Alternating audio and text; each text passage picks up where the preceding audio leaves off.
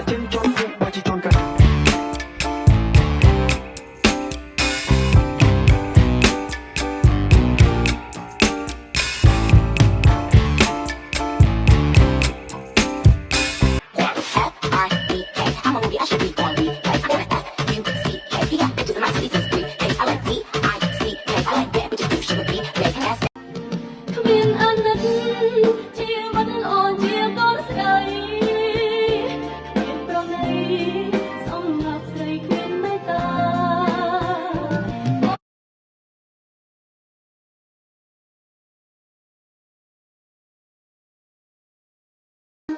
Giây phút em gặp anh là em biết em si tình, tình tình tình tăng tăng tình tăng tình tình tình tăng tăng tăng. Giây phút em gặp anh là em biết em si tình, tình tình tình tăng tăng tình tăng tình tình tình tăng tăng tăng.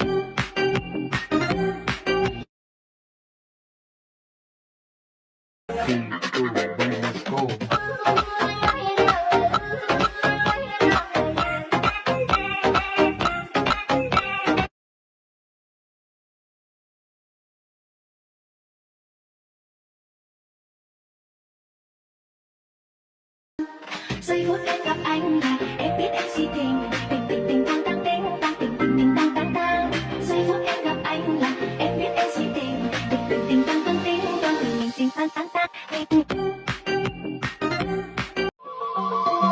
Nè na kia mình cùng để o bên bong không cùng đi vô. Nè na kia mình chắc ôi trời bong pro trái bị mông. Nè na kia mình đi chơi nè na kia tụi ba nhung. Hai năm người bạn